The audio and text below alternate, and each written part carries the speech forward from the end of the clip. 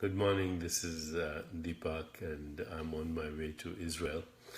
And so my next post will be from Israel, and we are continuing our discussions on discoveringyourcosmicself.com based on my book, along with Menas Kafatis's book, You Are the Universe, Discovering Your Cosmic Self and Why It Matters.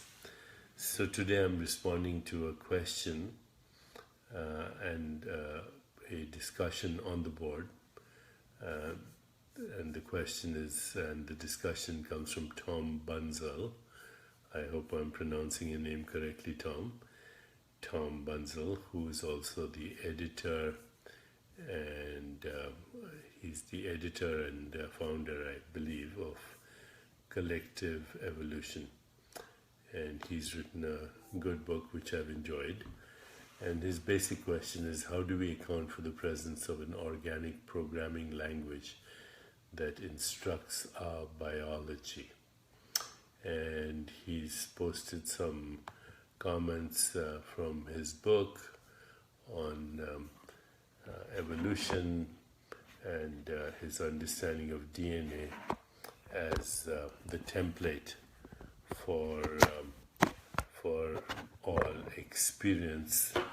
And so he says, so whether we talk about doshas and karmic influences or about the DNA of a person, we need to move forward in realizing that all of it is systems of thought based on concepts in the one undivided consciousness. Does this resonate with you? Actually, no, this is a comment by Aurora Carlson to her discussion with Tom. So I'm sorry, this comment is from Aurora Carlson, and she's talking about science as a system of thought in the undivided consciousness. And there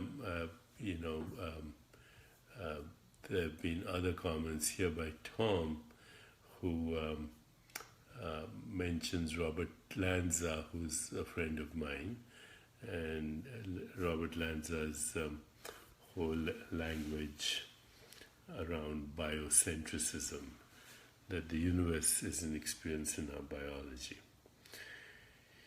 So while I go along with all this symbolic representation of consciousness, I do want to make one point, that what we call our biology is actually nothing other than an intermittent stream of sensations, images, feelings, and thoughts.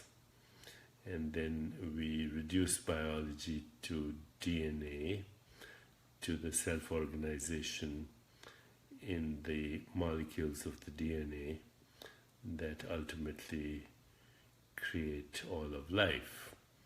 Now, while this is very good, I do think we need to go a little bit beyond that and recognize that in the deepest reality, biology is a human construct and DNA is a human construct for modes of knowing and experience in an undivided consciousness, but expressing itself through human consciousness. Your body is an experience in your consciousness. In fact, your body is a concept based on a mode of knowing and experience in consciousness. It's a human word, biology. DNA is a human word, and so are genes, human words. I'm using human words, and that's the way we communicate. And we communicate through the symbolic representation of experience and modes of knowing. So whether it's atoms or particles or galaxies or DNA or biology, these are representations of modes of knowing and experience, which fundamentally are just simple sensing, that is seeing, touching, tasting, smelling, hearing, and then thinking about it, so thinking, and then getting attached to certain ideas, feeling. That's all there is, an undivided, non-local awareness that is bubbling up as what we might call qualia, and these qualia arise and subside eternally in the now. And now is not a moment in time, now is the presence of the awareness in which this is happening. In other words, that all there is awareness and its modifications as these qualities of awareness that we call sensation, image, feeling, or thought. We can build constructs around this, so we create the human universe with the description of the human universe that we call mind-body universe, and also then reduce it to its very fundamental activities that we call DNA, genes, etc. You're going to go beyond that. We call it atoms and particles. And when you go beyond that, we call it waves of possibility. You go beyond that, you end up with formless being, formless existence, formless awareness, being, existence. Now, as we look at the symbolic expression of this formless being, and then we can label it. Anything that we can label, that we can name, that we can describe is then a construct. So DNA is a construct, genes are constructs, biocentrism is a construct, biology is a construct, mind is a construct, brain is a construct, universe is a construct.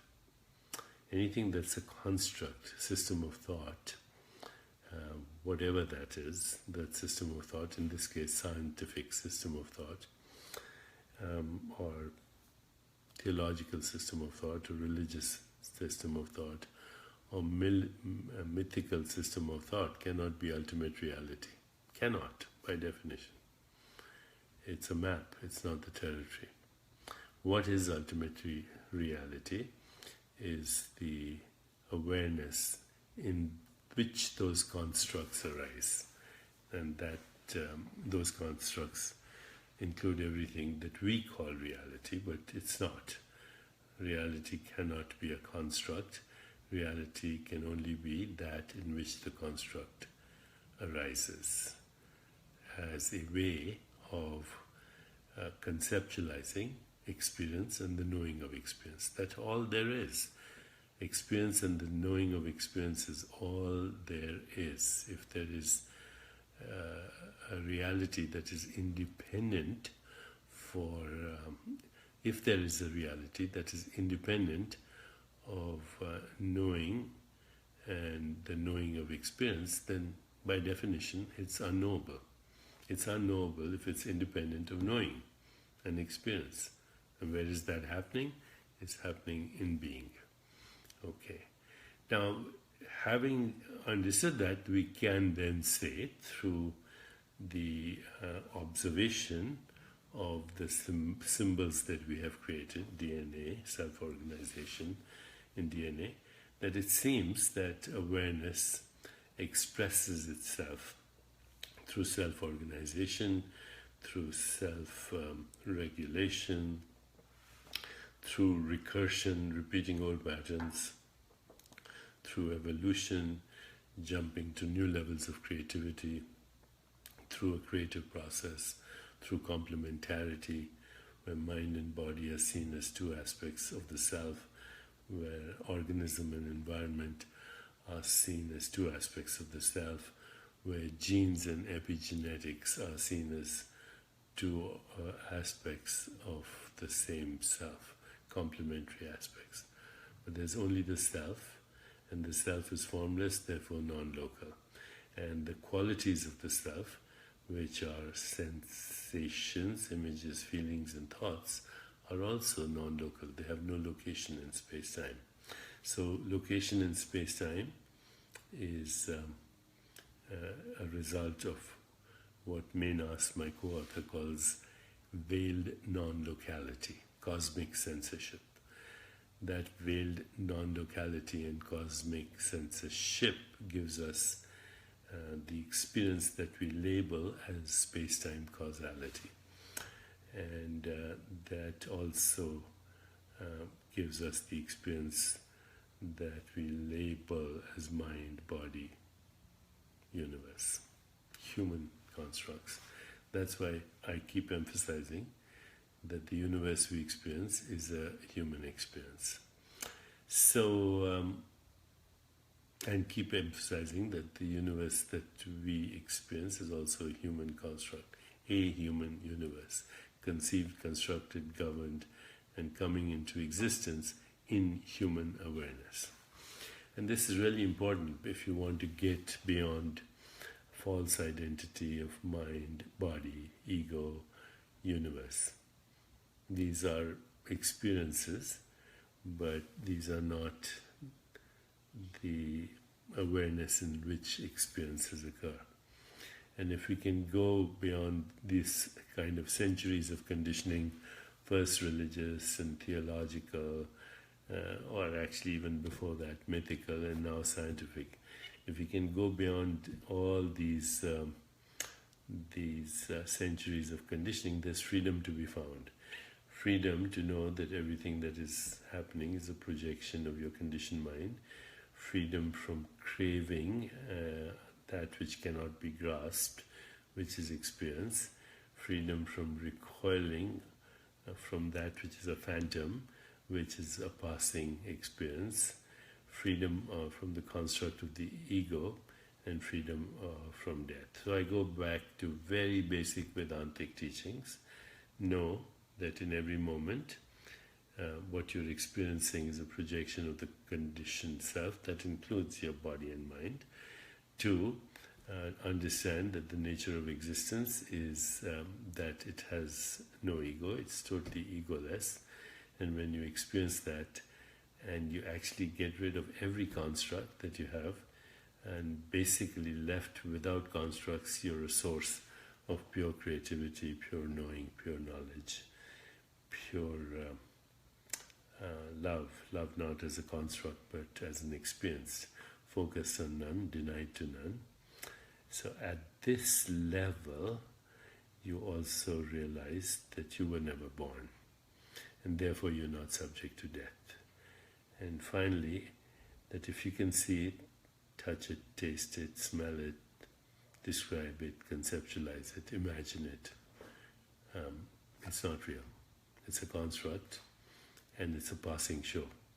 It's the arising and subsiding of sensations, images, feelings, and thoughts. The only thing that is real, the invisible, formless being, that is the constant of constants in every experience. The only constant in every experience is awareness. So awareness or consciousness is the constant of all constants, even those regularities of experience that we call laws of nature. We make up that word, laws of nature, for regularities of experience. So I hope I've answered Tom Bunzel's question. We could go on about this forever. Concepts are useful. If I want to meet you at 12 noon at the corner of Doheny and Pico in Los Angeles, then I create a map out of something that has no boundaries, okay? So I say I'll meet you at the corner of Pico and Doheny at 12 noon, not realizing that I made up the whole thing, right? There's no such thing as Pico and Doheny. It's a mapping of experience. And so is 12 noon. It's a human construct for a mode of experience that is right above my head over there is another construct, a mode of knowing and experience that I call the sun. Okay, so these constructs are useful. They help us create technology. You might ask, so what about the fact that we land men on the moon and send a spaceship to Mars?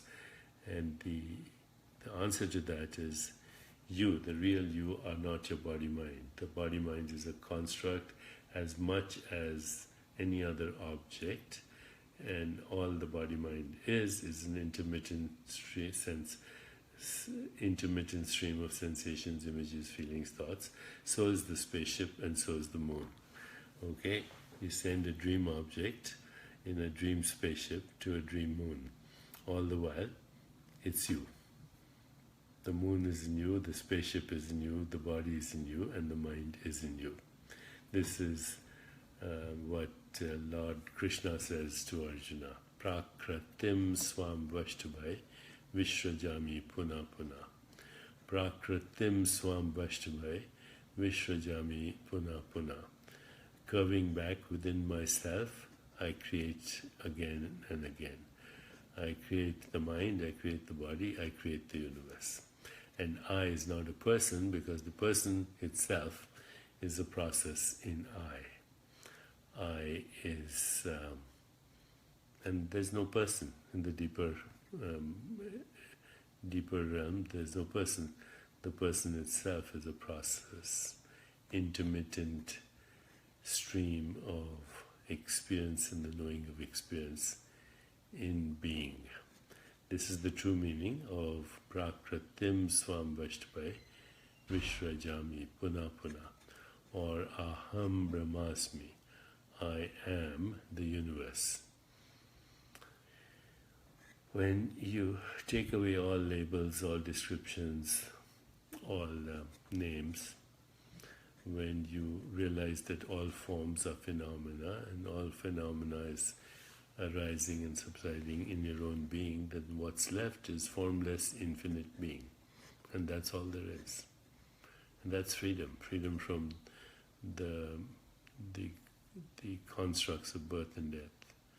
Freedom from the construct that I am a body.